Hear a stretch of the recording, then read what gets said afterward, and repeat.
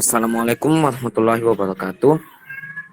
Kami dari kelompok 1 dan kami akan menjelaskan tentang kehidupan masyarakat di daerah perbatasan.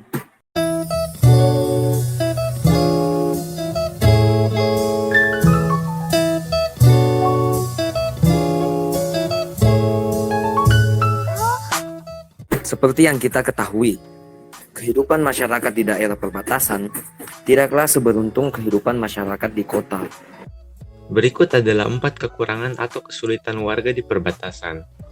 Pertama, fasilitas terbatas. Bukan hanya di tempat terpencil, area perbatasan pun merupakan kawasan desa tertinggal. Area perbatasan masih minim fasilitas seperti pencahayaan dan jalan. Mereka masih menggunakan obor dan lampu teplok untuk penerangan. Sementara, untuk ke kota, mereka harus melewati jalan setapak dan juga rawa di bantaran hutan yang dipenuhi binatang buas. Meskipun ada jalan yang layak, namun tetap saja kelayakan jalan ini dipertanyakan. Pemerintah memiliki beberapa usaha untuk memperbaiki hal ini. Di antaranya, membangun konektivitas jalan di daerah perbatasan.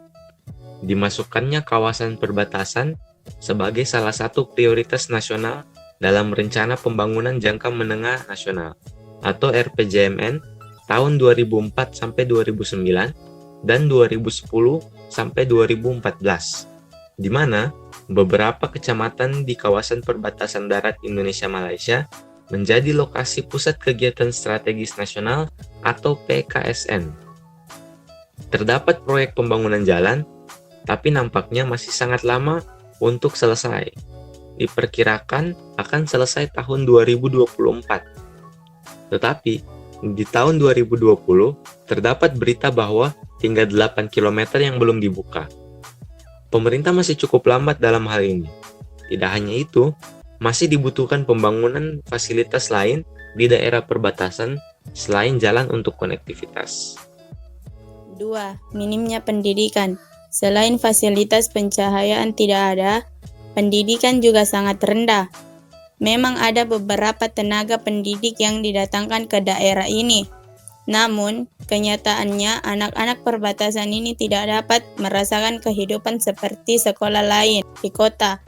Tidak ada bangunan sekolah memegang kehidupan di Jawa. Bangunan sekolahnya seperti rumah biasa yang dapat digunakan untuk berteduh. Namun, usaha mereka pasti sangat kuat demi memajukan desanya. Pemerintah melakukan beberapa hal untuk mengatasi hal ini. Di antaranya, mengawal pendidikan anak didik yang berprestasi untuk terus melanjutkan ke jenjang pendidikan yang lebih tinggi. Selain itu juga, membangun sekolah terbuka, seperti SMP terbuka, SMA terbuka, dan sekolah paket. Hal itu memungkinkan bagi anak didik untuk belajar di mana saja. Masalahnya, tidak ada berita sama sekali mengenai proyek tunjangan yang diberikan oleh pemerintah melalui tunjangan profesi. Dan tunjangan khusus guru daerah perbatasan masih bias dan tidak jelas.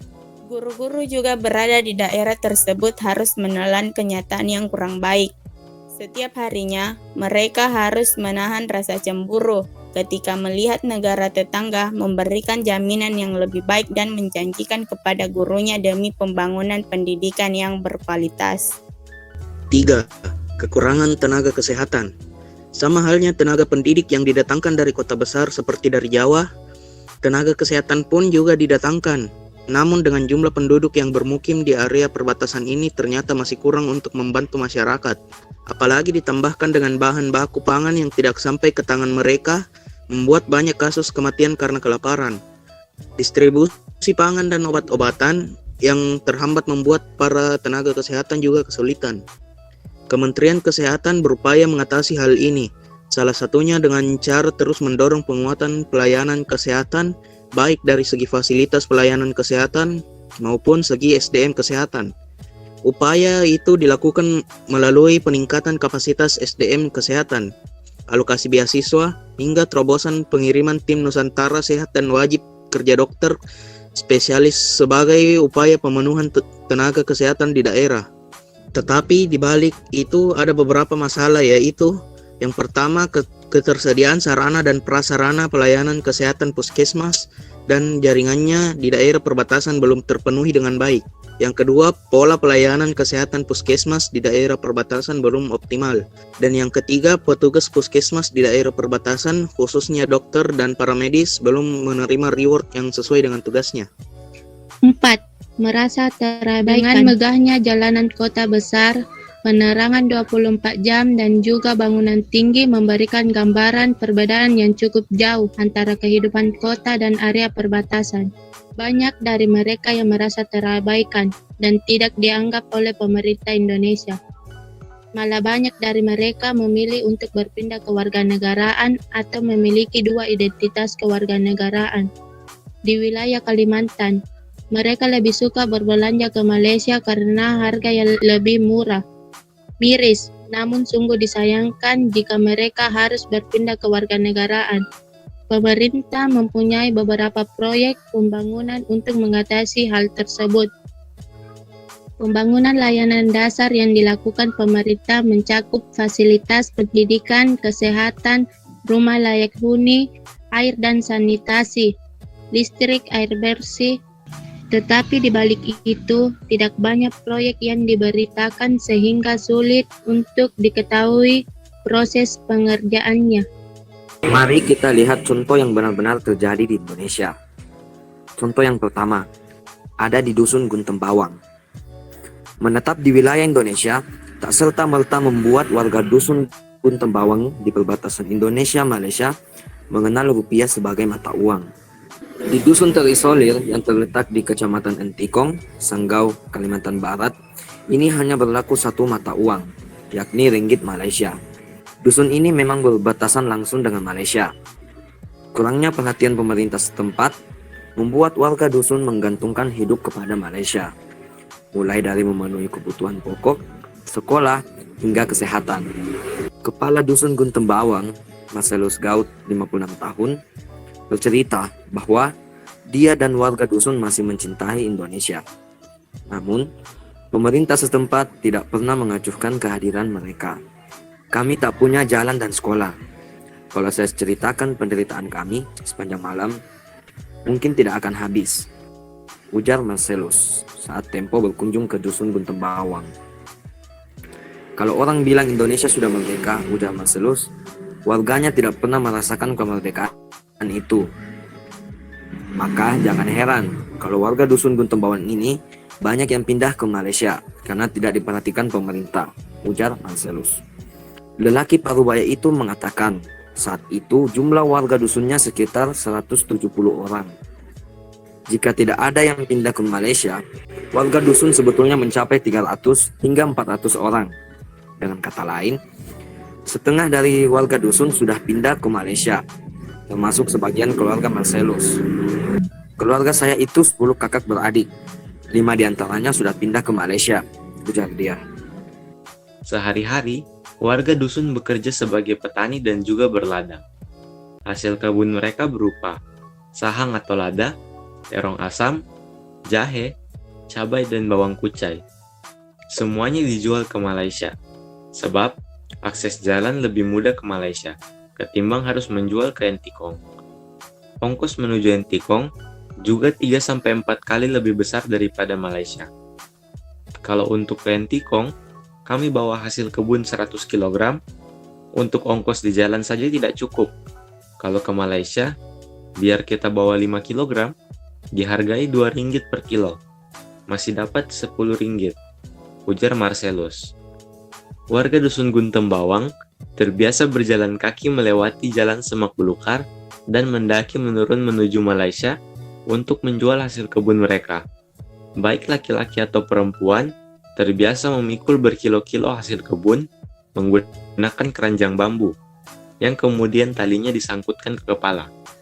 Tidak sampai 2 jam, warga dusun sudah bisa sampai di Malaysia dengan berjalan kaki ke Kampung Sepit, Malaysia. Jika ingin ke Kuching, bisa menggunakan sepeda motor dengan waktu tempuh sekitar 1 jam. Warga keluar masuk Malaysia tanpa paspor, hanya mengandalkan kedekatan sebagai sesama suku Dayak Bidayu. Suku ini banyak tinggal di Kampung Sepit, wilayah Sarawak. Maklum, jangankan paspor, kartu tanda penduduk saja tak sampai setengah warga yang memilikinya. Sebab, surat menyurat hanya bisa diurus di Entikong. Untuk menuju ke sana memakan waktu sekitar 3-4 jam. Itu pun jika cuaca bagus. Akses jalan juga tidak memadai.